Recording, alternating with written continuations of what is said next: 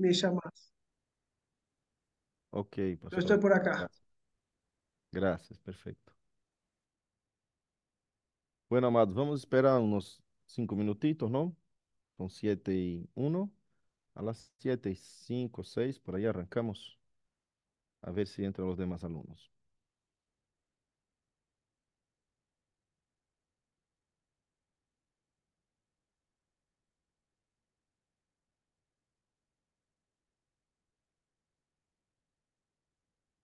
Me compartí acá mi pantalla.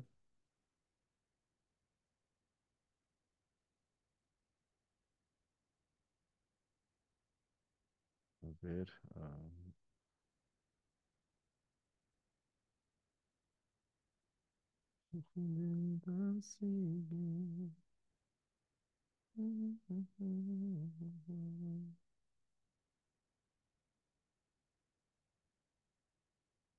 ¿Ya pueden ver mi pantalla?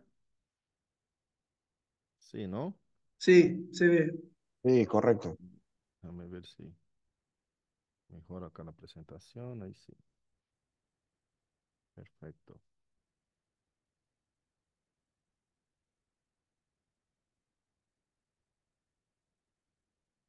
Ujú. Buenas noches. Buenas noches, hermana Silvia. Muchas bendiciones.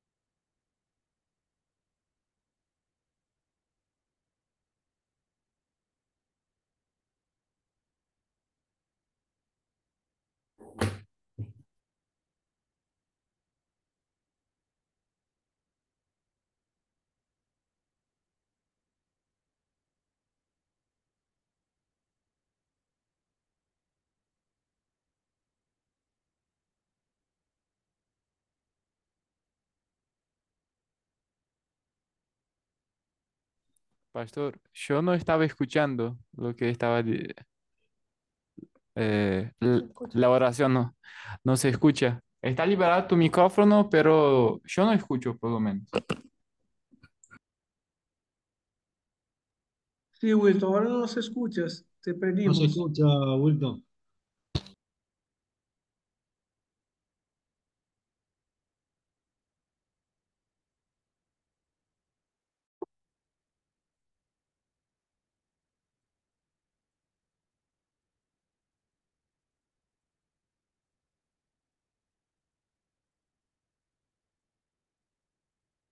¿Y ahora? ¿Y ahora Ahora escuchan? sí, perfecto, ahora Ahora sí. sí. ¿Está bueno? Bueno, Pe- perfecto. Bárbaro, gloria a Dios. Entonces estamos entrando en nuestra clase número 2. Ustedes pueden ver mi pantalla. ¿Qué pantalla están viendo? Teología Bíblica del Nuevo Testamento, ¿no? Sí, correcto. Bueno, perfecto. Entonces, entramos en nuestra clase número 2, en donde vamos a hacer algunas preguntas dentro de lo que sería la teología bíblica, ¿no? Déjame ver acá si... Acá. Bueno, la teología bíblica nosotros hemos visto los conceptos en la clase pasada y ella concentra en estudiar las escrituras por las escrituras mismas, interpretar las escrituras por su propio centro unificador o, digamos así, como dice el doctor Bill, por su trama principal o varios temas principales, ¿no? Yo quiero analizar con ustedes, algunos ya participaron conmigo de la reunión de la clase anterior, ¿no? En la cuatrimestre pasado sobre teología bíblica del Antiguo Testamento. Algunos no participaron, así que dame un segundito, hermanos. Hay mucha gente que está pidiendo ingreso acá. Bueno, ah, ok, ok. Entonces, hemos aprendido que a buscar um centro unificador nas Escrituras, em teologia bíblica do Antigo Testamento, aprendimos que o centro unificador para vários autores, aquello que unifica, junta ambos testamentos para a melhor compreensão da trama bíblica, é o pacto de Deus, não? O pacto de Deus com os homens. E o Senhor desarrolla seus pactos a lo largo de las Escrituras, revelándose a nosotros su creación, sus hijos. ¿Y qué pasa? Hay también otra escuela que centra las escrituras en otro tema, que sería las dispensaciones, eso hemos aprendido en teología bíblica introductoria. Pero al llegar al Nuevo Testamento, nosotros vamos teniendo un poco más de luz. El Nuevo Testamento echa más luz sobre el tema, sobre el asunto, y nosotros vamos comenzando a comprender mejor qué tema es este, qué trama es esta de las Escrituras que nos trae a un cambio de vida, una transformación y algo tan grandioso, ¿no? Y esta luz nos va tirando hacia un centro vamos a decir así, más temático, ¿no? Más integral, no solo en el Antiguo Testamento, sino que en el Nuevo también. Entonces, cuando nosotros miramos para algunos textos neotestamentarios, no sé si se acuerda que nosotros hablamos de Mitte, ¿no? Una palabra alemana que quiere decir el centro, ¿no? Y ahí estuvimos estudiando los pactos. Pero quando miramos textos neotestamentários, vamos vendo que estes pactos se vão culminando em uma persona, vão culminando em algo que unifica a razão de toda a trama nas Escrituras. Então, quando nós miramos as Escrituras, quando eu hablo de trama, estou dizendo que história conta as Escrituras, que telos confirma, complementa nas Escrituras, o telos, que seria o fim. Que final chega? Qual é seu objetivo último? Em onde culmina? Como termina esta história, não?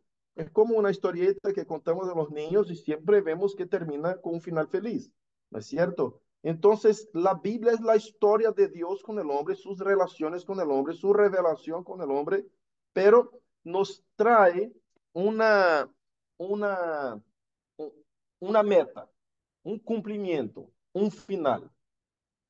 Y cuando miramos este centro unificador, yo últimamente he leído varios autores que piensan un poco diferente de lo que vamos a presentar en esta clase, ¿no?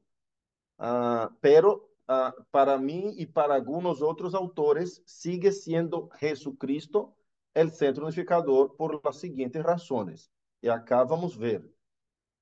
Cuando decimos Jesucristo, y cuando hablamos de que la teología es cristocéntrica, ¿no?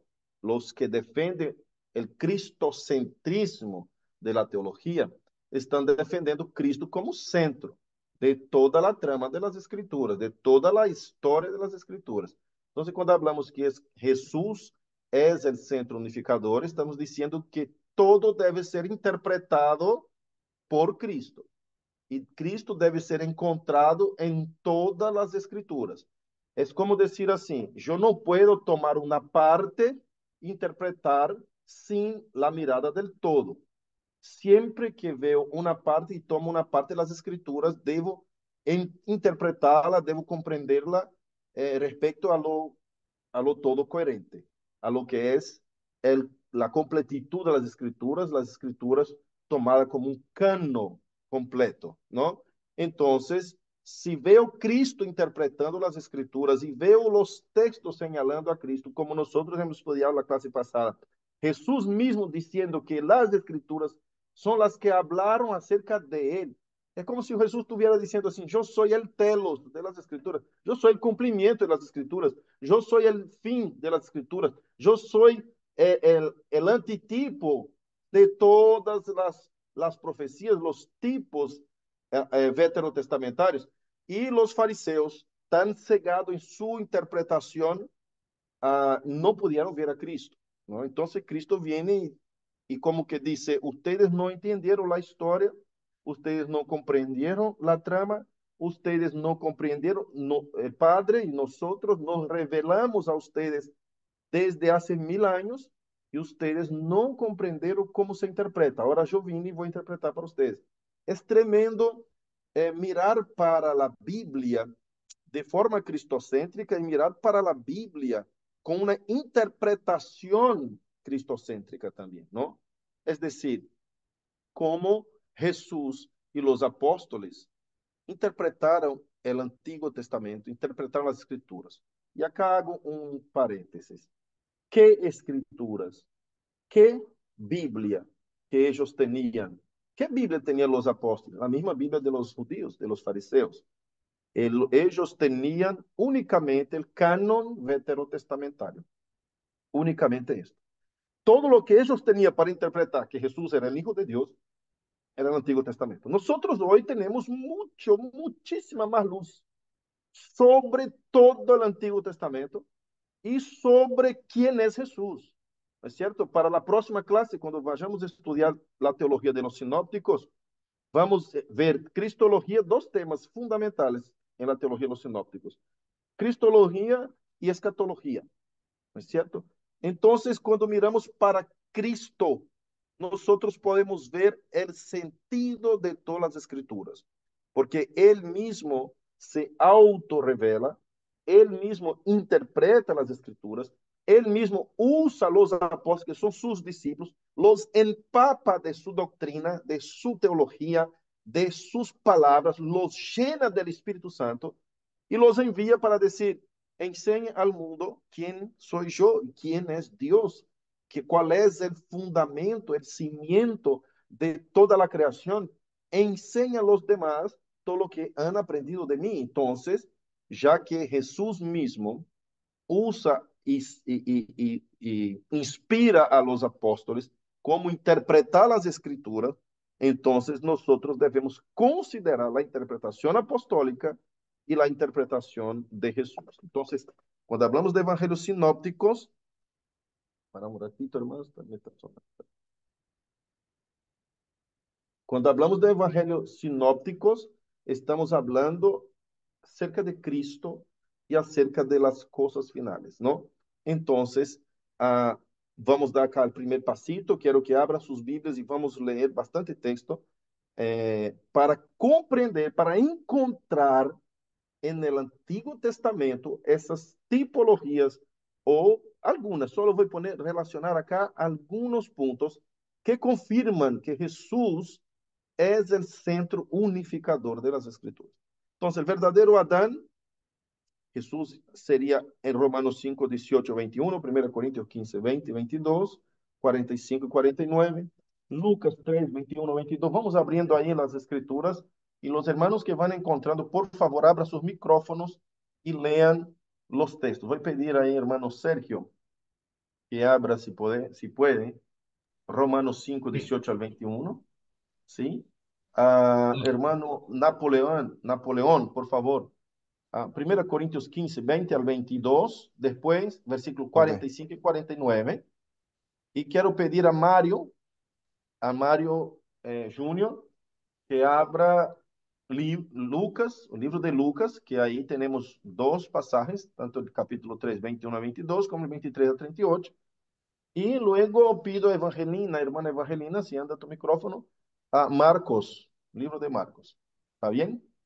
Ahí nosotros vamos a ver confirmaciones neotestamentarias de que Jesús es el verdadero y último Adán. Jesús superó la tentación donde Adán falló. Por favor, que abrió primero. Amén.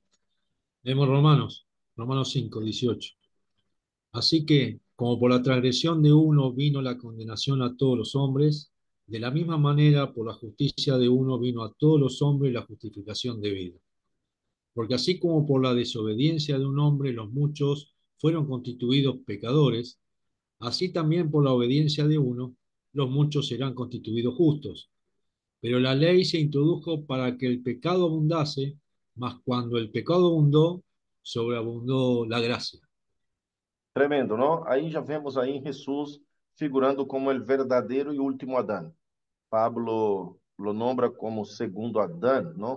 Algunos teólogos lo ven de esta forma, que es aquel Adán que no falló, ¿no? El Jesús cumple y supera todo lo que falló el primer Adán. Primera de Corintios. Ok, Corintios 15 del 20 al 22. Mas ahora Cristo ha resucitado de los muertos. Primicias de los que durmieron es hecho. Porque por cuanto la muerte entró por un hombre, también por un hombre la resurrección de los muertos. Porque así como en Adán todos mueren, también en Cristo todos serán vivificados. Qué tremendo, ¿no? 45 al 49. Hermano Napoleón. Ok, Ujú. así también está escrito, fue hecho el primer hombre, Adán, alma viviente. El postre de Adán, espíritu Tremendo. vivificante. Mas lo espiritual no es primero, sino lo animal, luego lo espiritual. El primer hombre es de la tierra terrenal. El segundo hombre, que es el Señor, es del cielo. ¿Cuál? El terrenal. Tales también los terrenales. ¿Y cuál? El celestial. Tales también los celestiales.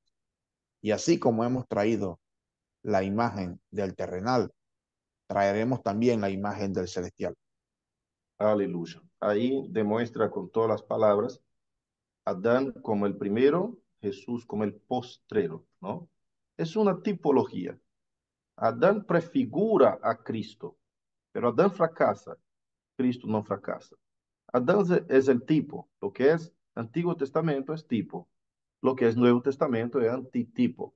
Entonces, Adán es el tipo, Jesús el antitipo. Lucas, ¿Se me escucha bien? sí, señor. Bueno, así dice la palabra. Aconteció que cuando todo el pueblo se bautizaba, también Jesús fue bautizado. Y orando, el cielo se abrió, y descendió el Espíritu Santo sobre él en forma corporal, como paloma. Y vino una voz del cielo que decía, tú eres mi Hijo amado, en ti tengo complacencia. Y Amén. después del Ah, 23 al 38, ¿no? sí. Bueno, sigue el texto. Jesús mismo al comenzar su ministerio era como de 30 años, hijo, según se creía, de José, hijo de Elí, hijo de Matat, hijo de Leví, hijo de Melqui, hijo de Hanna, hijo de José, hijo de Matatías, hijo de Amós, hijo de Naum, hijo de Esli, hijo de Nagai, hijo de Mat, hijo de Matatías, hijo de Semei, hijo de José, hijo de Judá, hijo de Joana, hijo de Reza, hijo de Zorobabel, hijo de Salatiel, hijo de Neri, hijo de Melqui, hijo de Adi, hijo de Cosán, hijo de Elmodán, hijo de hijo de Josué, hijo de Eliezer, hijo de Jorín, hijo de Matat, hijo de Leví, hijo de Simeón, hijo de Judá, hijo de José, hijo de Jonán, hijo de Eliaquín, hijo de Melea, hijo de Mainán, hijo de Matatá, hijo de Natán, hijo de David, hijo de Isaí, hijo de Obed, hijo de Booz, hijo de Salomón, hijo de Naasón, hijo de Aminadab, hijo de Arán, hijo de Esrón, hijo de Fares, hijo de Judá, hijo de Jacob, hijo de Isaac, hijo de Abraham, hijo de Taré, hijo de Nacor, hijo de Serug, hijo de Ragau, hijo de Peleg, hijo de Eber, hijo de Sala, hijo de Cainán, hijo de Arfaxad, hijo de Sen, hijo de Noé, hijo de Lamec, hijo de Matusalén, hijo de Enoc, hijo de Jared, hijo de Maalalel, hijo de Cainán, hijo de Enos, hijo de Set, hijo de Adán, hijo de Dios. Aleluya. La genealogía es muy importante en el Nuevo Testamento, Sí, porque traza la rama de descendencia de dónde vino Jesús, de dónde vino el Mesías, para quitar cualquier argumento que diga que él no viene de pura sangre judía, de toda la descendencia eh, de los elegidos por Dios. Entonces vemos la genealogía algo impresionante. Entonces ahí después del Nuevo Testamento, la genealogía no sigue siendo tan importante, ¿no? Ya no se cuenta más. Después de Jesús, ahí viene una nueva genealogía. No, vemos esta genealogía en el Antiguo Testamento. El Nuevo Testamento trae el énfasis hasta el nacimiento de Jesús. ¿No es cierto? Entonces vemos ahí toda la culminación, todo el cumplimiento hasta llegar a Cristo. Llegó Cristo, é como se chegou todo o cumprimento. Obviamente que vamos entender que há muitas coisas futuras por suceder e vamos ver um pouquinho mais adelante. Pero aí já vemos a descendência de Cristo de forma genealógica e essa é a doutrina da cristologia que trabalha também estas identidades de Jesus, a identidade, não? Bueno, quem abriu Oye, Marcos? me llama mucho la atención, pastor, cómo ahí en lo que hemos leído, ¿no? Y lo que usted está mencionando, cómo trasciende Jesucristo lo terrenal, ¿no? Y ya veo por qué el celo del Antiguo Testamento y de los judíos hacia el Nuevo Testamento, ¿no? Que tremendo, sim. Sim, sim. Quem abriu Marcos? Evangelina? Sí, acá, pastor. Marcos 1:12. Enseguida el Espíritu lo impulsó a ir al desierto, y estuvo en el desierto 40 días, siendo tentado por Satanás, y estaba entre las fieras, y los ángeles le servían. E Adão não pudo lograr a vitória sobre a tentação de Satanás. Então, vemos Cristo señalado em las Escrituras como sendo o postrer Adão, el Adán victorioso, el hombre, el hijo del hombre, como como llama el libro de Daniel, ¿no? El anciano de días, el hijo del hombre. Este hijo de hombre cumple todo lo que falló Adán. Bueno, primer punto. Segundo punto, la simiente de Abraham. Jesús uh, es la verdadera simiente de Abraham en un sentido de cumplimiento de todas las promesas. Cuando se habla de simiente de Abraham, nosotros vamos a abrir Gálatas 3:16 y Mateo 1:1. Cuando se habla de la simiente de Abraham, los fariseos, los judíos, se jactaban por ser ellos los hijos de Abraham. Entonces, cuando Jesús discute con los fariseos allá en Mateos, ellos dicen, no, nosotros somos hijos de Abraham. Y Jesús dice, no, ustedes no tienen por padre a Abraham, ¿no? Y esta discusión se calienta y Jesús llega a mostrarles de quién son hijos. Pero esto vamos a ver un poquito más adelante, Pero ahí vemos que en la identidad de Jesús, Jesús es la simiente de Abraham. Gálatas 3:16 y Mateo 1:1. ¿Quién abrió, por favor, puede leer? Yo abrí Gálatas 3:16. Perfecto, Dina. Ahora bien, a Abraham fueron hechas las promesas, y a su simiente. No dice, y a las simientes, como si hablase de muchos, sino como de uno, y a tu simiente, la cual es Cristo. Qué tremendo. Hay revelación más fiel que ese texto para decir, wow, Jesús no es, la promesa no tiene que ver con las simientes, sino con la simiente. Mira eso que fuerte. Eso tiene todo que ver con nuestro asunto, con nuestro tema de nuestra clase, que es las dos simientes y sus dos reinos. Entonces tenemos una simiente bendecida, la cual es en Cristo, y una simiente maldecida, la cual es en Satanás. Entonces vamos siguiendo ahí. Mateos 1:1. Libro de la genealogía de Jesucristo, hijo de David, hijo de Abraham. Amén. Y ahí Mateo va a discorrer toda la genealogía también, pero con un énfasis en, en la madre de Jesús, si no me falla la memoria. Y Lucas en el padre de Jesús, padre, digamos así, de consideración, ¿no es cierto?, por haber casado con la Virgen María, que estaba embarazada del Espíritu Santo. Entonces vemos dos genealogías diferentes, una va de adelante para atrás y la otra del comienzo hasta el final, ¿no? Esta que Jonah Novak leyó va a empezar en Adán y terminar en Jesús. La de Mario comienza en Jesús, termina en Adán, ¿no? Pero después eso es un otro misterito ahí interesante. Y después de eso podemos, cuando llegarmos allá en Cristología, podemos hablar un poquito más. El Jesús también es el verdadero Israel. Verdadero Israel. No que el otro sea falso, pero verdadero porque ha cumplido, verdadero y obediente, porque es el que representa, en el sentido de decir, aquel Israel que representa el pueblo elegido de Dios.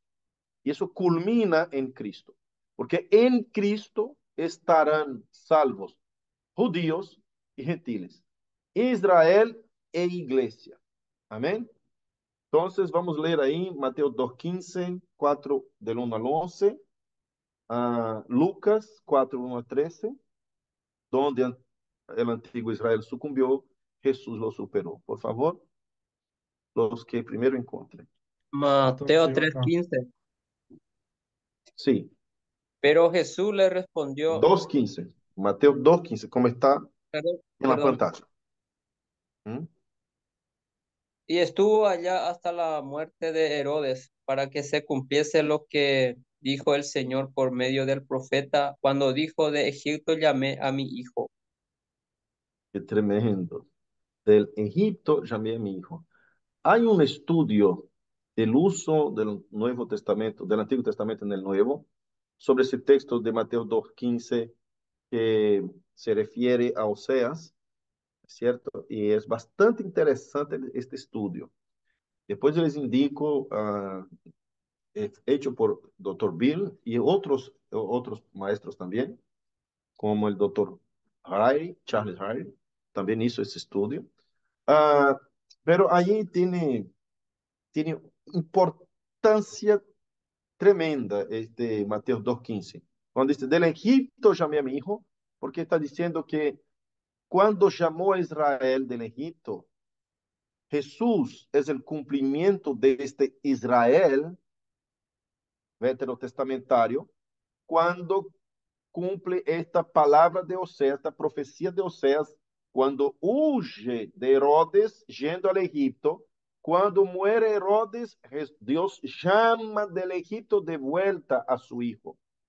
Entonces acá vamos a ver no solo como verdadero Israel, más abajo vamos a ver también eso, sino como el verdadero hijo. Ahí llama como Jesús, como Dios siempre llamó Israel de hijo, ahí ya se refiere como este hijo siendo Jesús.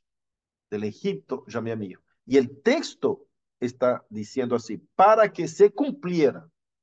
Entonces, si el texto bíblico, inspirado por los apóstoles, dice que es para que se cumpliera, yo no puedo interpretar el texto de Oseas de otra manera, como algo más para el futuro o algo del pasado, sino que tengo que entender e interpretar cómo lo interpretaron los apóstoles. Está se cumpliendo ahora, ahí, en este momento, en Cristo Jesús, volviendo del Egipto, este texto, ¿no? Bueno, es otra tipología eso. Otro texto más en Mateo 4, quien abrió, lea del 1 al 11. Entonces Jesús fue llevado por el Espíritu al desierto para ser tentado por el diablo. Y después de haber ayunado 40 días y 40 noches, tuvo hambre. Y vino a él el tentador y le dijo, si eres hijo de Dios, que estas piedras se convierten en pan.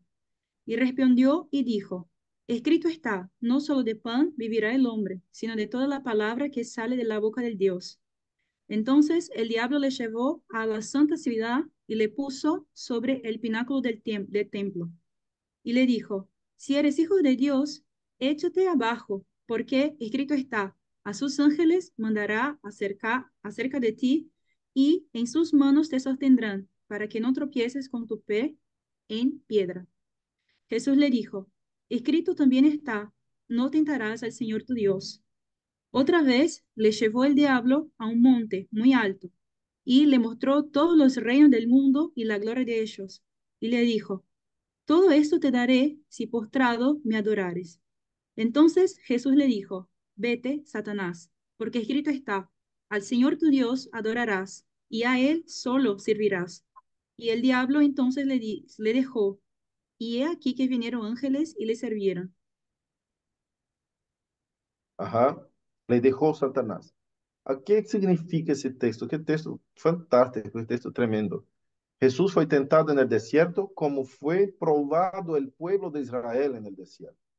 El pueblo de Israel murmuró y aceptó las ofertas de Satanás, cayendo en las tentaciones, es decir, desearon la carne, murmuraron por los condimentos, por los ajos que comían en casa de Faraón, desearon regresar atrás, reclamaron de Moisés de tal manera que Moisés se cansó y dijo, Señor, yo no puedo más con este pueblo, tan rezungón, tan murmurador, de manera que el Señor los hizo entregar el maná, les proveyó el maná por 40 años, comieron maná.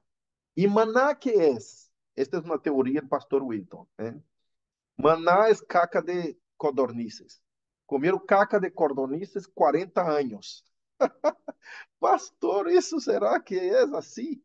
Yo voy a mandar un texto para ustedes, para que ustedes entiendan lo que estoy diciendo. Un texto que, basado en este argumento, para que entiendan bien.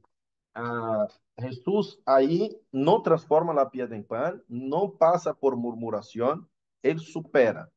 Ahora, el pueblo de Israel no superó, deseó otra comida y Dios lo sostiene. Y cuando usted llega en Números que dice así, yo os sostuve con maná, comida que ni vosotros ni vuestros padres comieron jamás.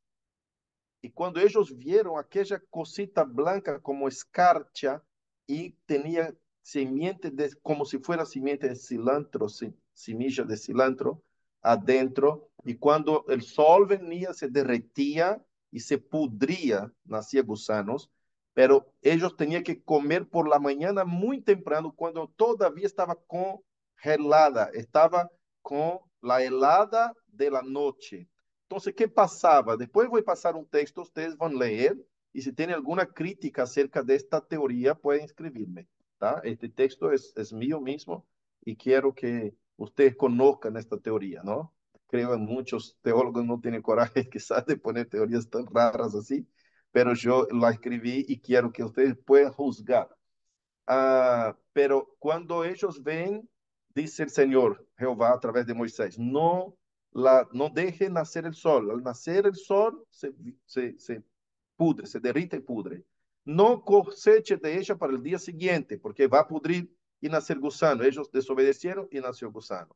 Entonces, cuando el final de la tarde del día anterior, el Señor mandaba una nube de codornices que cubría todo el arrayal y dormía, pasaba la noche ahí. Cuando se iban, ¿no? Que se despiertan muy temprano los pájaros, dejaba una cosita blanca en el piso, todo el desierto. Y cuando le preguntaron, ¿qué es esto? El Señor dice, esto es el maná, la comida que Jehová ha enviado para ustedes comerem, para humillar a ustedes y para que sepan que no solo de pan vive el hombre, sino de toda palabra que sale de la boca de Dios. Esta es la respuesta de Jesús en el texto que leyó la hermana Elena. Ese texto viene la misma tentación, la misma provación, el mismo hambre, y cuando Satanás le dice, transforma esta piedra en pan, ahí nosotros vemos Jesús diciendo, no solo de pan vive el hombre, sino que de toda la palabra que sale de la boca de Dios. ¿No es cierto? Y cuando Jesús habla con sus discípulos, allá en Juan capítulo 6, a partir del versículo 51, diciendo, yo soy el pan vivo que descendió del cielo. Este es el pan, no el maná, el pan que perece como sus padres comieron. No, este es el pan verdadero, el pan vivo, el pan verdadero. Aquel que de mí comere, nunca más morirá. Y dice, porque mi carne es verdadera comida y mi sangre verdadera bebida. Y la gente se escandalizaba diciendo, sus propios discípulos, los propios 70 que andaban con él, dijeron, terrible, cuán duro es ese discurso. ¿Quién lo podrá soportar? Jesús dice, eso os escandaliza. ¿Qué pasará cuando viene el Hijo del Hombre y volver para el lugar de donde vino? ¿No es cierto? Y ahí trae una enseñanza muy fuerte y muy dura. Algunos lo dejan y quedan solo los 12 y Jesús no pasa la mano en la cabeza y dice, usted también no quiere ir con ellos. Ahí Jesús trae esta representación diciendo, este maná, que es la palabra, representaba la palabra, es decir, si ellos no hubiesen rechazado la palabra de Dios, no habría comido del maná. Dice el libro de Josué, capítulo 1, que ellos comieron el maná 40 años hasta entrar a la tierra prometida, pero aquella generación murió. Entrar a la tierra de Canaán, cesó el maná. Entonces, el milagro es tremendo, lo que Dios hizo. Después miren el texto, evalúen, lean, hagan críticas, hagan comentarios. Es bastante interesante esa tesis, ¿no? Entonces, ustedes van a ver que el Señor los humilló en el desierto, dando el maná. El maná era una comida riquísima. No, ellos rompían con el mortero a las simientes, hacían harina y cocinaban, hacían tortas, pero el Señor proveyó, fue un milagro tremendo, el Señor proveyó que las codornices fueran por algún campo, comía alguna simiente, que yo no sé, semilla, no sé qué semilla era, parecía a semilla de cilantro chiquitita, que entraba dentro de su estómago y no se deshacía, entregaba la simiente como muchas aves hacen, entregan entera la simiente en sus caquitas. Entonces el Señor proveyó todo eso Por 40 años, estas aves haciendo como si fueran una especie de migraciones. Pasaban por el desierto, pasaban la noche en el arrayal y se iban por la mañana. Después miren bien y vean que no estoy hablando de ninguna herejía. Bueno, otro punto, ahí vemos claramente Jesús siendo el verdadero Israel. ¿No? Ve que Israel en el desierto tipificaba a Cristo, señalaba a Cristo. Después vemos ahí el verdad. Tiene otro texto, ¿no? Lucas. Del 1 al 13, 4, 1 al 13. Sí, ¿Quién pastor, leyó? tengo acá Lucas 4, del 1 al 13. Ujú. Jesús, lleno del Espíritu Santo, volvió del Jordán y fue llevado por el Espíritu al desierto por 40 días y era tentado por el diablo. Y no comió nada en aquellos días, pasados los cuales tuvo hambre. Entonces el diablo le dijo, si eres hijo de Dios, di a esta piedra que se convierta en pan. Jesús respondiéndole dijo, escrito está, no solo de pan vivirá el hombre, sino de toda palabra de Dios. Y le llevó el diablo a un alto monte y le mostró en un momento todos los reinos de la tierra. Y le dijo al diablo, a ti te daré toda esta potestad y la gloria de ellos, porque a mí me ha sido entregada y a quien quiero la doy. Si tú postrado me adorares, todos serán tuyos. Respondiendo Jesús le dijo, vete de mí, Satanás, porque escrito está, al Señor tu Dios adorarás y a él solo servirás. Y le llevó a Jerusalén y le puso sobre el pináculo del templo y le dijo, si eres hijo de Dios, échate de aquí abajo, porque escrito está, a sus ángeles mandará acerca de ti que te guarden, y en las manos te sostendrán para que no tropieces con tu pie en piedra. Respondiendo Jesús le dijo, dicho está, no tentarás al Señor tu Dios. Y cuando el diablo hubo acabado toda tentación, se apartó de él por un tiempo. Amén, amén. Es el sinóptico de lo que leyó Islena, ¿no? También Jesús es el hijo de David y rey supremo. Mira 2 Samuel 7:14, que la promesa fue dada de forma personal a David. No fue dada en general como en la promesa de Abraham, ¿no? En ti serán benditas todas las naciones. Pero el reinado fue profetizado de forma personal a David. Lea, por favor, 2 Samuel 7:14, Mateo 1, del 1, Mateo 1:1 ya leímos, ¿no? Mateo Segunda de 22. Samuel 7:14. Sí, lea. Yo le seré a él padre, y él me será a mi hijo. Y así él hiciere mal, yo le castigaré con vara de hombres y con azote de hijo de hombres. Tremendo. Esto es la profecía de Samuel a David respecto a su reinado. Mateo 22, 41 al 46. Leo, Por pastor. favor. Sí. Y estando junto a los fariseos, Jesús les preguntó, diciendo, ¿qué pensáis del Cristo? ¿De quién es hijo? Le dijeron, de David. Él le dijo, pues cómo David en el Espíritu le llama Señor, diciendo, dijo el Señor a mi Señor, siéntate a mi derecha hasta que ponga a tus enemigos por estrado de tus pies. Pues si David le llama Señor, ¿cómo es su hijo? Y nadie le podía responder palabra, ni osó alguno desde aquel día preguntarle más. Qué cosa maravillosa. Jesús interpretando el Antiguo Testamento y diciendo, David habló de mí y me llamó Señor. Entonces el verdadero rey supremo no fue David. Yo soy de la raíz de David, de la descendencia de David. Yo soy, en mí se cumple el verdadero hijo de David como rey supremo. El verdadero reinado ha llegado ahora, ¿cierto? Pero los judíos no entendieron eso. Estaban esperando un reinado totalmente bélico, político y millonario, ¿no? Romanos 1, 2 o 3.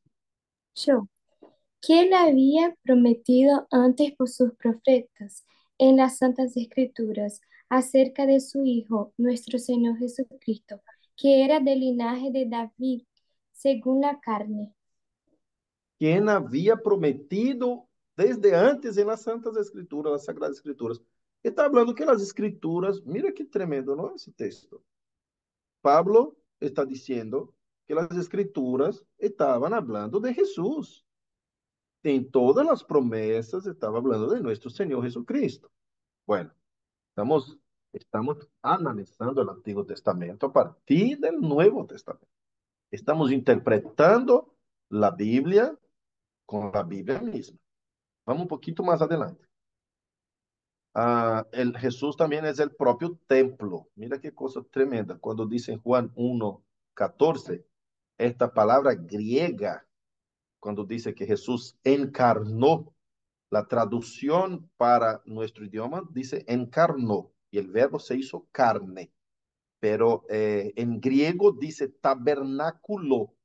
El verbo tabernáculo, el verbo eh, se volvió un tabernáculo carnal, vamos a decir así, terrenal, ¿no es cierto? Tabernáculo. Se convirtió en un tabernáculo. Vino como un pequeño templo, ¿no es cierto? Habitó entre nosotros, ¿no es cierto? Entonces usted mira Juan 2:21 y todos estos textos, no sé si vamos a leer todos porque son muchos, ¿no? Trayendo esta referencia al templo, ¿no? Entonces Jesús como siendo el propio templo, ¿se acuerda cuando la mujer samaritana le pregunta a Jesús, ¿dónde adoraremos? Será en Jerusalén, porque era el único lugar de adoración del pueblo de Dios. El templo estando en Jerusalén, no había otro lugar, no podía edificar el templo en otra ciudad. Es Jerusalén. Jerusalén, en la propia lengua hebrea, tiene significados tremendos, el propio nombre de la ciudad. No es admitible edificar un templo en otro lugar, ¿es cierto? Entonces, este lugar era el único lugar de adoración. Cuando Jesús viene, él dice, ¿sabe el tabernáculo allá desde siempre, desde cuando Dios mismo mandó a Moisés edificar? ¿Sabe el lugar, el huerto, templo? ¿Por qué es templo? ¿No? Dice Scribe y dice también God's Word, que la ciudad templo, por ejemplo, el jardín templo, el huerto templo, porque allá tenía todo lo que hay en el templo. Había el encuentro con Dios diario, había la presencia de Dios, había la adoración a Dios. Entonces, en el lugar perfecto que Dios puso el hombre, tenía plena comunión con el hombre. Entonces, algunos autores nombran de jardín o huerto templo. Huerto-templo, como si fuera una representatividad, una prefiguración de un lugar de adoración. Entonces, ¿qué pasa? Jesús dice, de ahí vamos más para adelante y vamos para el arca, ¿no? El lugar de la gracia, el lugar de la salvación, el lugar en donde Dios estaba y el lugar en donde Dios invitaba a la gente para que viniera a buscar su salvación. Y el arca de Noé también ahí representando tanto la gracia salvadora como también representando el lugar en donde está la presencia de Dios, el templo. Después vemos el tabernáculo en Moisés. Dios manda edificar el tabernáculo, el lugar de la presencia de Dios, en donde la gente puede tener comunión, en donde la gracia los encuentra por el sacrificio de animales, el perdón de pecados, y el templo está ahí. Hasta llegar a David, el gran rey, que representa y tipifica, y la revelación viene más completa, es decir, sabe, la historia, mi historia, yo no estoy construyendo únicamente con sentidos de un lugar especial, no únicamente con un pueblo especial, no únicamente con un templo, un lugar de mi comunión, sino que también trae una revelación más en David, que la revelación de Dios es progresiva y ella no es una repetición, sino que va creciendo, te va dando más datos, sino que también es reino. Y ahí en David trae la promesa de reino. Entonces, no solo es un lugar y un pueblo, en un lugar especial. Debe tener un rey que gobierna, un gobierno sobre este pueblo en un lugar. El gobierno de Dios sobre el pueblo de Dios en el lugar de Dios, ¿no? Entonces, ¿qué pasa? En David trae esta revelación más, un plus. Agrega más un dato que no lo teníamos. Y ahí en David dice, David siente en su corazón y dice, voy a edificar una casa para el Señor, para Jehová. Y ahí nace el concepto de templo. Pero el templo ya estaba prefigurado desde el huerto. ¿Me comprenden? Y ahí viene diseñando y agrandando un poco más esta imagen de presencia de Dios, de comunión de Dios, de lugar de Dios, de reinado de Dios, gobierno de Dios sobre un pueblo de Dios. Y cuando vemos Jesús llegando, decimos, "Fua, en Cristo", Efesios capítulo 1, ¿no? En Cristo Él nos llevó a las regiones celestiales. Cuando la mujer samaritana pregunta, ¿en dónde adoraremos? ¿En Jerusalén? En este monte, porque tú adoras en este monte. Tú subes al monte y adoras. Acá el lugar de adoración. Es como estaba confrontando a Jesús, la mujer. Estaba diciendo, no, no estás equivocado. Por ahí está adorando en otro lugar que no es el templo, que no es Jerusalén. Y Jesús contesta diciendo, ni en Jerusalén, ni en este monte, sino que los verdaderos adoradores adorarán en mí, en espíritu y en verdad. Tremendo. Entonces, hay varios textos. Después pueden leer en su casa esa diapositiva. Les voy a pasar a ustedes, ¿cierto? Próxima pantalla. Pastor, Sí. una pregunta que me hizo ruido, ¿no? No puede venir el hijo directo de Dios de un linaje terrenal como si fuera una monarquía, ¿no? No, el linaje terrenal, mira bien, hay dos simientes en este mundo, ¿cierto? Y nosotros vamos a ver ahorita mismo, porque voy a recordar a ustedes de la teología bíblica del Antiguo Testamento que nosotros hablamos de dos simientes, ¿se acuerdan, no? Entonces, ahorita vamos a recordar de Génesis 3:15, el texto que desarrolla toda la trama de las escrituras y de la historia de la redención. Entonces, vamos a ver ahorita, para entender bien cómo sigue ese linaje, porque el linaje es terrenal, ¿cierto? El linaje es terrenal, pero el hijo, digamos así, la descendencia es espiritual. Como dice Exacto. Pablo allá en Gálatas, no son hijos terrenales, sino que espirituales. No significa que ustedes, por serem descendencia de Abraham, por Ismael, allá en Gálatas 4, son hijos de Abraham, son hijos de Dios. No, porque la promesa dice, en Isaac será mi descendencia. Es decir, es una descendencia espiritual. Cuando hablamos que el Señor maldice allá la simiente de la mujer, la simiente de la serpiente, está hablando de descendencias. Simiente es descendentes, ¿cierto? Entonces, ambos nacen de la mujer, de la panza de la mujer.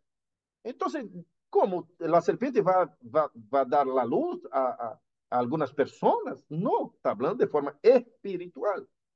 Una simiente maldita y una simiente bendita. Cuando esto es tan verdad que cuando el rey es usurpado allá en la caída, ¿no es cierto? Caín mata a Abel. Es decir, la simiente maldita está al tacaño de la simiente bendita para matarlo. Entonces, es como no quiero dejar con que este reino prospere. No voy a dejar Satanás trabajando con su simiente, aquellos que son hijos de él. Siempre trabajando para destruir el plan de Dios que ya fue revelado allá en Adán. Este propósito de la promesa, este propósito del protoevangelio y el propósito de la victoria final, el confronto final, ¿no? Entonces el diablo ya sabe eso y va a perseguir la simiente de la mujer todo el tiempo. Si usted abre Apocalipsis 12, vas a ver un dragón queriendo comer al hijo de una mujer embarazada. Entonces vemos ahí en todas las escrituras de Génesis y Apocalipsis, cuando Cristo promete, la simiente de la mujer aplastará la cabeza de la serpiente. Y vamos a vivir esa trama, esta pelea la vida entera, hasta que Cristo termine de entregar el reino al Padre. ¿Ok? Hasta que venga por segunda vez, después de haber inaugurado en su primera venida, en su segunda venida consuma y aplasta la cabeza. El último, como dice en 1 Corintios 15, el último enemigo a ser muerto, a ser destruido, será la muerte. ¿No es cierto? Entonces, hasta que llegue al final, vamos tener esses confrontos de dos simientes, de hijos del diablo persiguiendo al pueblo de Dios, a los hijos de la mujer, ¿no? De la simiente bendita.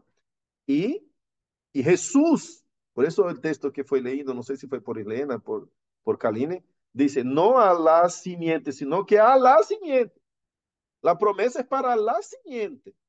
Esto es Cristo. Entonces, todo lo que fue prometido de descendencia de Abraham, descendencia de Noé, descendencia de Adán, descendencia, todo lo que fue prometido es cumplido en Cristo. Es un símbolo, apunta, señala, prefigura, anticipa a Cristo. Por eso el Evangelio y la teología bíblica es cristocéntrica, ¿no es cierto? Y vemos Cristo ahí. No puedo decir que Cristo está en todos los versículos de las Escrituras, porque hay versículos muy puntuales que hablan con nosotros directamente y acusan nuestro pecado.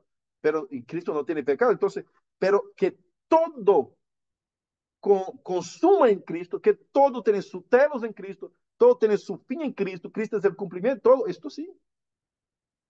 Amén. Porque la parte tiene que ser interpretada acorde al todo.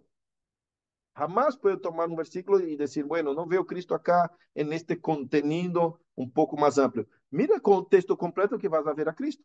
Hasta cuando el texto está hablando de nuestras culpas, nuestros pecados, nosotros mismos, está diciendo, todo esto va a caer sobre mi Hijo amado, sobre Cristo, ¿no? Bueno, la vid vivificadora que lleva fruto, Él es la verdadera vid.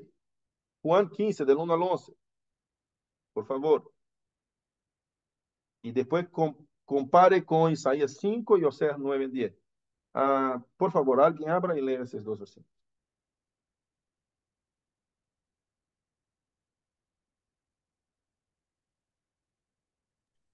Yo leo Juan, pastor.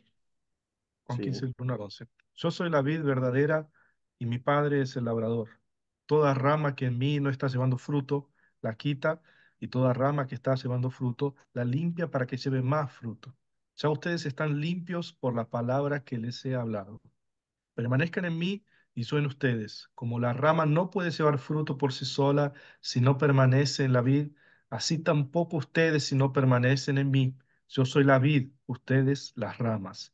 El que permanece en mí y yo en él, éste lleva mucho fruto. Pero separados de mí, nada pueden hacer. Si alguien no permanece en mí, es echado fuera como rama y se seca, y las recogen y las echan en el fuego y son quemadas. Si permanecen en mí y mis palabras permanecen en ustedes, pidan lo que quieran y les será hecho.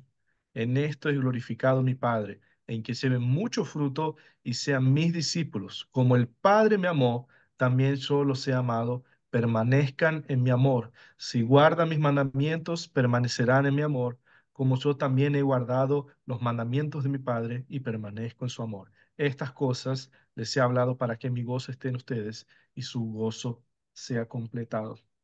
Qué tremendo. Otra vez Jesús comparando con un árbol, con, con una conexión orgánica de crecimiento, ¿no? Estar en Él. Él es la vida. Él es aquel que nos da la vida, que nos hace fructificar, que nos hace prosperar, que nos bendice, que nos hace tener salvación. Fuera de Él, nada podemos hacer. ¿Alguien abrió Isaías 5? Complicado no leer capítulo 5, no da para leer todo el capítulo 5 de Isaías. Vamos a ver Oseas 9, versículo 10, por favor. Hay algunos que referencié como el capítulo entero porque es el contexto, ¿no? Pero no se puede leer todo. Como uvas en el desierto hacia Israel, como la fruta temprana de la higuera en su principio vi a nuestros padres, a vuestros padres. Ellos acudieron a Baal peor, se apartaron para vergüenza y se hicieron abominables como aquello que amaron. Oseas 9:10. Oseas comparado a la vid, ¿no? Perdón, Israel es comparado a la vid. Israel es comparado a a un árbol frutífero, ¿no? Vemos allá en Romanos, Pablo haciendo esa comparación otra vez, Romanos 11, cuando Pablo dice que ellos son el olivo verdadero, ¿no? En ese sentido, y nosotros somos silvestres, como siendo gentiles, y fuimos injertados en el olivo verdadero. Entonces, si nosotros miramos quién es el olivo verdadero, no, el olivo natural, ¿no? Cuando vemos quién es este verdadero olivo en quien debemos ser injertados, ahí Juan capítulo 15 nos enseña, no que Pablo esté contradiciendo esto, sino que Pablo está haciendo una comparación más vinculada a una jactancia, a jactarse pensando que nosotros, por conocer el Evangelio, somos mejores y nos vangloriamos por eso. No, dice, ojo, porque ustedes alcanzaron la misericordia, así como ellos también. Entonces, estamos en la misma, pero la verdadera vida verdadero olivo es Jesucristo. El gran sumo sacerdote y sacrificio, él es sumo sacerdote y sacrificio a la vez de un mejor pacto. Está en Hechos capítulo 7 y capítulo 8. Así que no vamos a leer todo porque capítulo 7 y 8 usted va a ver Cristo como sumo sacerdote, ¿no? Un sacerdote superior, ¿no? El mismo sacrificio también, el cordero. Entonces, él es el sacerdote y es sumo sacerdote que inmola el cordero y él es el cordero a la vez. Es tremendo y misterioso. Cristo también es el pastor verdadero de Juan 10, o del capítulo de Juan, dice, yo soy el pastor de las ovejas, ¿no? Yo soy la puerta. Las ovejas pasan por mí. Ezequiel 34 habla también de los pastores que pastorean a sí mismos, de los malos pastores, malos obreros, criticando a Israel y señalando que Israel falló como pastor. Y Cristo, como pastor del mundo, ¿no? Como pastor que va a cuidar, que va a predicar, que va a evangelizar, que va a guiar el mundo hacia Dios. Como misioneros fallaron Israel en muchos puntos. Como pastor falló Israel en muchos puntos. Como pastor verdadero, entonces Israel tipifica ahí como pastor a Cristo, que es el verdadero pastor, como dice Salmo 23, ¿no es cierto? Señor es mi pastor, nada me faltará. Jesús es también el mejor Salomón en quien están escondidos todos los tesoros eternos de la sabiduría y del conocimiento. Ahí vemos Mateo 12, 42, Colosenses 2, 3. ¿Alguien puede leer, por favor? La reina del sur se levantará en el juicio con esta generación y la condenará, porque ella vino de los fines de la tierra para oír la sabiduría de Salomón. Y he aquí más que Salomón en este lugar. Qué tremendo. Y aquí más que Salomón. Es una cosa maravillosa como Cristo trae una interpretación completa del Nuevo Testamento, del Antiguo Testamento. Colosenses 2:3. En quien están escondidos todos los tesoros de la sabiduría y del conocimiento. Tremendo. Dice la palabra que no hubo ni habrá nadie más sabio que Salomón. Nunca hubo ni habría jamás. Pero eso exceptúa, obviamente, a Cristo, al Dios mismo que le dio la sabiduría a Salomón. Entonces, cuando llega Jesús, dice, yo soy el que dio la sabiduría a Salomón. Está acá el mayor que Salomón. Imagina, el que da una sabiduría semejante a la que tenía Salomón y mínimamente tiene que ser 1.000.000 de veces más sabio, ¿no es cierto? Ay, Señor, qué tremendo. ¿Eh? Cristo entonces va cumpliendo ahí todas las escrituras. Perdón, ahí tiene el último punto que es el gran yo soy preexistente en Abraham. Mira Juan 8:58, como dice que íbamos a mencionar más al final este tema de Abraham, ¿no? De la simiente de Abraham. Juan 8:58, comparando con Éxodo 3:14. Juan 8:58. Jesús dijo, de cierto os digo, antes que Abraham fuese, yo soy. Qué tremendo, ¿eh? Antes que Abraham fuese, yo soy. Yo existo antes de Abraham. Ay, Señor. Bueno, eso 3:14, ¿alguien abrió? Yo.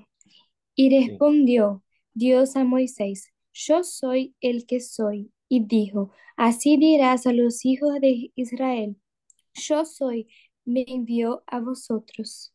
Mira que osadía, este término, yo soy, no era digno ser dicho por nadie. Cuando iba a hablar el nombre de Dios, Moisés tenía que decir el yo soy. El yo soy es una forma indigna de decir, porque cuando se dice esos términos, solo se dice en primera persona. No puede decir, Él es envió a vosotros. No, el yo soy. Entonces nosotros cuando hablamos en nombre de Dios no tenemos dignidad de referir a la primera persona. Por eso los judíos no usan el nombre de Dios, el Elohim, que sería el yo soy, así, no lo utilizan.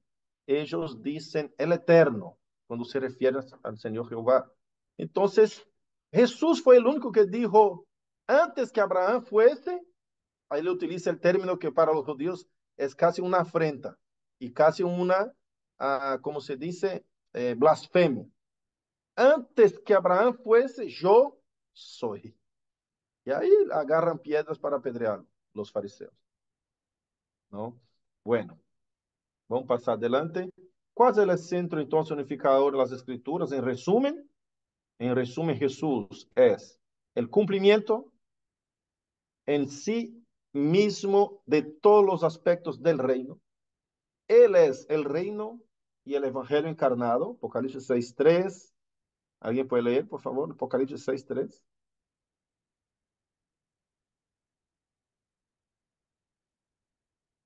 Y mientras se encuentra, Él es la clave hermenéutica por la cual todo el Antiguo Testamento debe encontrar su telos, o sea, su fin.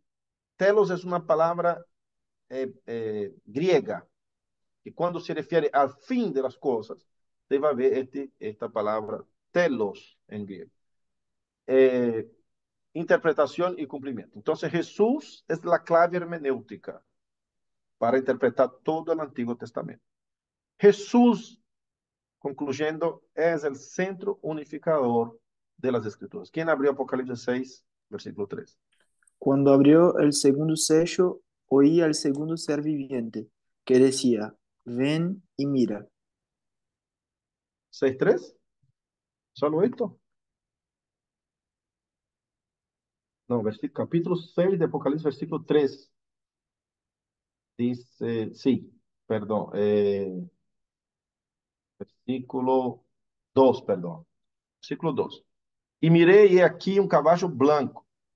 Y el que lo montaba tenía un arco y le fue dada una corona de rey. Y salió venciendo y para vencer. Evangelio. Él es el rey y él es el evangelio. Vamos para adelante. Hablar un poquito acá del reino de Dios. Nuestro horario nos permite todavía 10 minutos. Entonces, trayendo acá una definición del reino de Dios, vemos que el centro unificador de las escrituras es Jesucristo. En muchos textos y varios análisis. Hay mucho más textos y más análisis, pero puse las principales, digamos así. El reino de Dios es una realidad espiritual presente. ¿Qué sería el reino de Dios? Así, en definición para ustedes. Yo puse 3 puntos acá, pero voy a mostrar para ustedes un poquito más adelante. ¿Ustedes estarían de acuerdo con estas definiciones? Ahí el reino de Dios es una realidad espiritual presente. Si usted lee Romanos 14:17, Lucas 17:20-21 y Mateo 12:28, vamos a ver qué es lo que está escrito ahí. Por favor, abran esos 3 textos. Después tenemos un concepto, mientras abran voy hablando. Después tenemos un concepto de que el reino de Dios es una realidad futura. Tenemos otros 3 textos más. Y también tenemos un concepto que el reino de Dios es un lugar presente a quien pertenecemos. Y ahí tenemos otros 6 textos, 5 textos más, en donde algunos teólogos dicen que este lugar a quien pertenecemos es la iglesia. Vamos a estudiar esos 3 conceptos. para llegar a filtrar nuestro concepto final de reino. Pueden leer Romanos 14:17. Porque el reino de Dios no es comida ni bebida, sino justicia, paz y gozo en el Espíritu Santo. Sí, ahí vemos Pablo diciendo que sería el reino de Dios. Ahí, el reino de Dios, en este concepto, mira que no podemos tener uno solo concepto porque vamos a tener una conclusión reduccionista. Pero es esto también, ¿no? Romanos 14:17 es una realidad espiritual presente, no es comida ni bebida, es decir, no son cosas visibles. En otra palabra, debe ser no puede ser buscada de forma visible. ¿Es cierto? Lucas 17. Preguntado por los fariseos cuándo había de venir el reino de Dios, le respondió y dijo, el reino de Dios no vendrá con advertencia, ni dirán, helo aquí o helo allí, porque he aquí el reino de Dios está entre vosotros. Ya está entre vosotros. No es que van a anunciar, llegó el reino de Dios. Jesús está diciendo que el reino de Dios está entre vosotros, refiriéndose a sí mismo, obviamente. Mateo 12:28.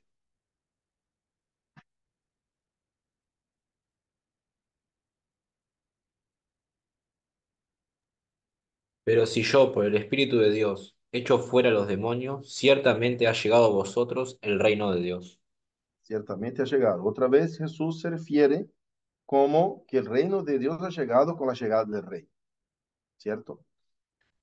Y entonces es una realidad espiritual presente, sí, ¿verdad? Es una realidad espiritual presente también, pero no puedo tener solo este concepto del reino de Dios porque voy a caer en reduccionismo. Pero el reino de Dios es una realidad futura también, Mateo 25:34, Colosenses 1:13 y Mateo 13:41-43, por favor.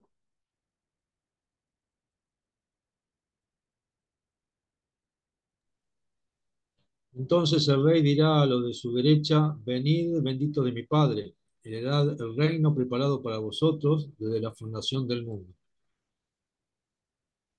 Ahí está revelando que el reino de Dios está preparado para nosotros desde la fundación del mundo, pero será algo futuro, cuando nosotros estuviéramos siendo glorificados. Ese es el sentido de la palabra que está diciendo Jesús.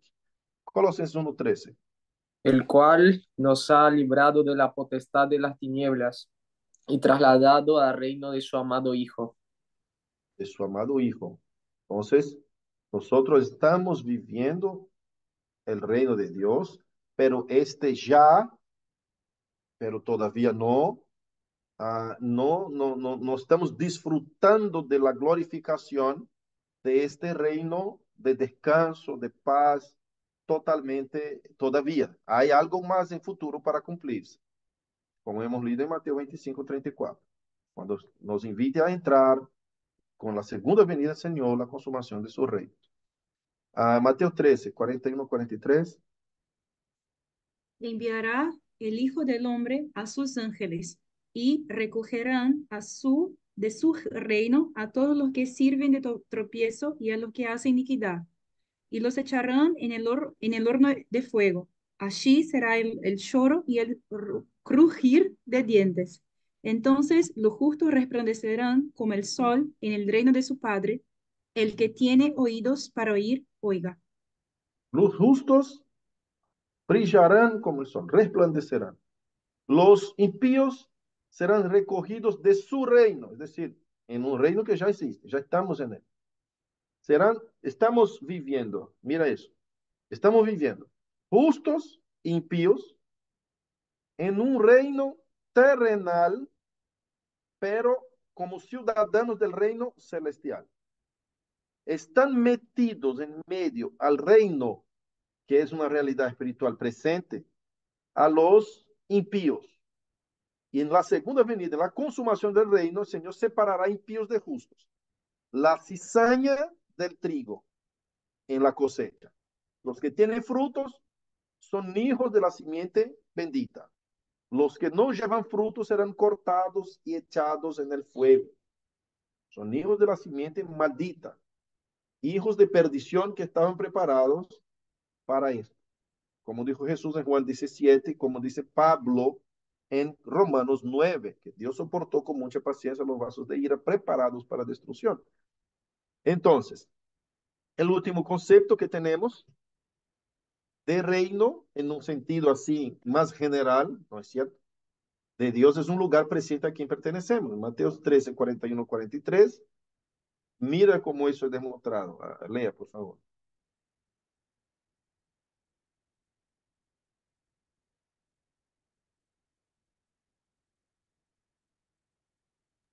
Sí, Mateos 13:41, pastor. 13, del 41 al 43. Yo creo, ya leí. ¿Ya leíste este? Sí. Ah, verdad, verdad, verdad, ya leíste. Sí. Vamos para entonces Juan 3:3. ¿Cómo es el ingreso? Respondiendo Jesús, Trata. Juan 3:3, respondiendo Jesús le dijo, de cierto te digo, que el que no naciere de nuevo no puede ver el reino de Dios. Entonces, la puerta de ingreso al reino de Dios es el nuevo nacimiento. Ahí vamos, vemos ahí que es un lugar presente a quien pertenecemos y vamos identificando eso, ¿no? Leer la parábola de las ropas nupciales, ¿se acuerdan? No vamos a leer ahora por causa del tiempo, ya no nos alcanza más. Después lea también Mateos 7, 15 al 23, la parábola de la cizaña, y Mateos 13, 36 al 43. Entonces, vemos que cuando nosotros nos convertimos a Cristo, al Señor Jesús, nosotros entramos en el reino. Y las llaves del reino en Mateo 16, Jesús entrega a la iglesia, edificaré mi iglesia y las puertas del infierno no prevalecerán en contra de ella. Entonces, nosotros que somos la iglesia, tenemos las llaves del evangelio eterno, que es la puerta, que es Cristo, obviamente hablando de forma metafórica, que ingresa con el nuevo nacimiento en este lugar presente a quien pertenecemos, que es la iglesia en donde el reino de Dios está siendo manifestado al mundo. ¿Ok?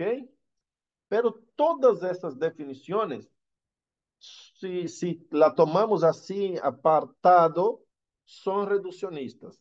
Las tres cosas son verdad, pero no define completamente el reino de Dios. ¿Cómo puedo entender en una frase corta mejor qué es el reino de Dios? Entonces, vemos acá en este concepto, como nosotros hemos estudiado en la teología del Antiguo Testamento, que tomamos esta definición de Schreiner, que es un gran teólogo, varios, no solo Schreiner Patrick, sino Thomas Schreiner también, Charles Hayre, Gerald Voss, varios autores de los que estamos estudiando, ellos tienen este mismo concepto de un concepto siendo más completo del reino de Dios. El reino de Dios es el poder del rey sobre el pueblo del rey en el lugar del rey. Viste que nosotros fuimos hablando de este tema desde cuando estábamos hablando del Edén, el lugar de Dios, el lugar del rey, bajo el gobierno de Dios y siendo el pueblo de Dios. Y Dios siempre habla eso y repite este refrán en todas las escrituras, ¿no? Dios nos eligió para ser pueblo suyo, entonces necesita un pueblo. Dios nos puso en un lugar perfecto para gobernarnos sobre este lugar. Y Dios puso sus leyes sobre nosotros, su gobierno, su autoridad, su poderío sobre nosotros. Es decir, hay reglas en este Edén, digamos así, ¿no? Que no podíamos comer del fruto que estaba en el centro del huerto. Pero el hombre falló, perdió el lugar de Dios, perdió la comunión con Dios y vive bajo el reino de Satanás, el reino de las tinieblas. Y en Cristo viene el cumplimiento del reino celestial, la voluntad perfecta del Padre, rescatándonos del reino de las tinieblas a su luz admirable, como leemos en Colosenses capítulo 1, ¿no? Vemos acá el concepto, dice así, los reyes gobiernan lugares y pueblos. Sin lugar y sin pueblo, el poder está vacío. Entonces, Dios es el gobierno que reina sobre un lugar sobre un pueblo. ¿Qué va a hacer Cristo al final de todo?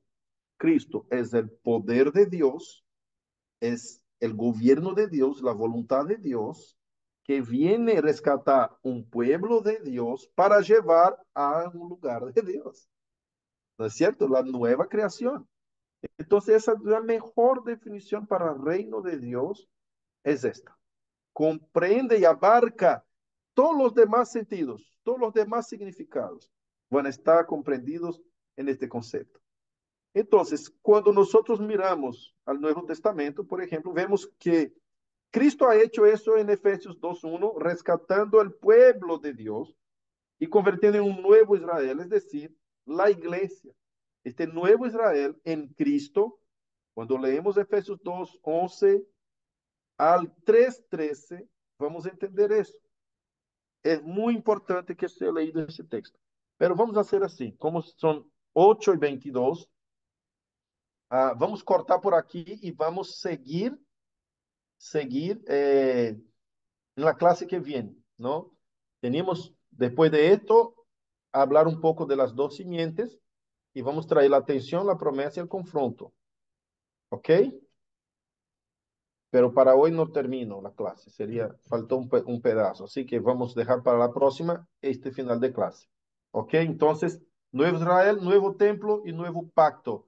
El pueblo de Dios, el lugar de Dios y el gobierno de Dios. Vamos a leer esos textos, pero para la próxima clase. Amén. Abro el momento ahora para preguntas. Déjame Pastor, cerrar acá, sí. Déjame tengo una cerrar acá la consulta. presentación. Un segundito. Ahí. Bueno, pueden Tengo una preguntar. consulta sobre el material, el libro de Lad, de la Teología del Nuevo Testamento, en el capítulo del Reino de Dios, justamente sobre este tema. Lad presenta algunas interpretaciones, Ujú, algunas antiguas, ¿no? Liberales. Va a hablar que había ujú, una interpretación liberal de que el reino era simplemente eh, profético, era el amor de Dios, la paternidad de Dios y la hermandad entre nosotros, y que esa cuestión apocalíptica, escatológica, era puramente creo que él dice una corteza de la época. Y por el otro lado, él va a ujú, presentar también la visión judía, que era puramente histórica, o sea, un reino histórico, un reino terrenal de Dios, claramente. Y él deja una definición acá también que quería preguntarle qué tan certera o correcta es, que es de la. Dice, el reino es ujú, el gobierno real de Dios que tiene dos instancias, el cumplimiento de las promesas del Antiguo Testamento en la misión histórica de Jesús y la consumación al final del siglo, con lo que se inicia el siglo venidero. También él dice en el libro que ya inicia este proceso con la parucía, ¿no? ujú. Que es así, entendí Es, correctamente o falta. es un concepto, sí, es un concepto. Cada teólogo usted va a ver que trae un concepto del reino de Dios. Hay miles de conceptos, hay muchos y yo digo que de todos los conceptos que he leído, ya he leído los de LED también, hay otro librito de LED que habla únicamente sobre el reino de Dios, ¿no es cierto? Que está fantástico, hay varias definiciones y LED mismo presenta todos esos puntos y después pone su definición, como usted mismo ha mostrado, que hasta las definiciones más mirabólicas pone LED para ilustrar los equívocos acerca del reino de Dios. Pero ¿qué pasa? ¿Está equivocado LED? No, no está equivocado. ¿Está equivocado los otros teólogos nombrados que ponen una otra definición de reino? No, no están equivocados. Pero si yo quiero comprender, por ejemplo, ahí en la definición de LED, todo el reino de Dios de Génesis Apocalipsis, diseñada dentro de la trama de las Escrituras, en cualquier uno de los libros de la Biblia, usted, por ejemplo, puede encontrar esta definición de reino ya en Génesis, allá en el libro de Samuel, allá en el libro de Jueces. Hay algunas cosas que están en la definición que no se puede encontrar allá en estos libros veterotestamentarios, pero la definición más completa se encuentra en todos los libros de las Escrituras. ¿Entendés? Por ejemplo, usted ve allá el libro de ponerle jueces. El libro de jueces, hay un libertador de un pueblo que está oprimido por el enemigo y que la intención es traer para abajo el gobierno de Dios. El pueblo andaba sin rey y cada uno hacía según su voluntad. Está la definición de reino dentro de la trama del libro de Jueces. Busca el libro de Ruth, busca el libro de Ruth, que hay redención, ¿no es cierto? En una historia bastante simple, chiquita, pero que trae la definición de reino. Usted puede ver ahí cómo Dios desarrolla también este reino en este libro. Vas a encontrar en todas las escrituras. Cuando hablamos, y obvio, ¿no? Que él se equivocó, no, porque de la manera como habla, él habla de Jesucristo, las promesas siendo cumplidas en él, para una restauración venidera. Es obvio, vemos eso también en la definición de reino, porque si vemos la Biblia como teocéntrica, vemos Cristo en la redención de Ruth, vemos Cristo en la persona de los salvadores de jueces. Cada uno de los jueces era un salvador, era una prefiguración de un salvador que salvaba al pueblo de sus enemigos. Entonces, vamos a ver todo eso. Pero yo he concordado con la mayoría de los teólogos que esta definición abarca todo lo que dijo Len, que no está mal. Todas las definiciones que hemos puesto acá no están mal ninguna, todas son verdades, pero no puede tomar una sola de aquellas. Es una realidad presente, espiritual presente, porque es invisible, el reino es invisible. Es verdad, pero no es solo eso. ¿Dónde está el pueblo de Dios ahí? ¿Dónde está el lugar de Dios? ¿Y para dónde camina toda la trama de las escrituras? Nosotros estamos en un lugar con impíos y justos, en una tierra maldecida, bajo maldición. Estamos en aflicción, en el juicio final, es decir, en la segunda venida de Cristo. Estes pueblos serán separados. El Señor va a llamar lo suyo, mi pueblo. Va a rescatar su pueblo del lugar de maldición y llevar a su destino final, a su lugar de la nueva creación.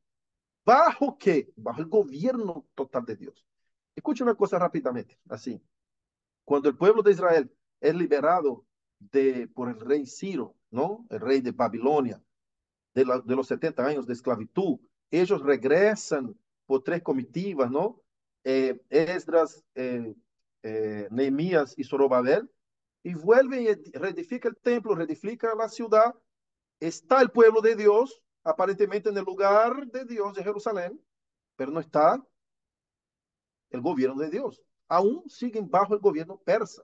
Tanto que para que liberen los recursos, para que le den la autorización para seguir edificando los muros, ve que los enemigos vienen y dicen, no, usted no tiene permiso para edificar esto. No, tenemos sin esperar 7 años que el rey de Persia pudiera buscar en los libros donde el rey Darío escribió diciendo, asentando, no, ellos están liberados para edificar el templo de ellos, la iglesia, la ciudad de ellos también. Entonces, estaban bajo el dominio persa. No estaba el pueblo de Dios, aparentemente en el lugar de Dios, Jerusalén, pero no bajo el dominio de Dios. Entonces, vemos siempre que la historia se va repitiendo, se va repitiendo. Entonces, vamos a tener varios, pero si nosotros juntamos todos estos conceptos, vamos a tener un concepto muy amplio, pero este concepto, como comprende y abarca todos los demás conceptos. Amén. Profe, No perdão, cuánto temos que cortar que já é a hora da outra classe. Sí, voy a sacar una foto acá únicamente para tener la presencia de usted, lo que puede abrir su cámara, por favor.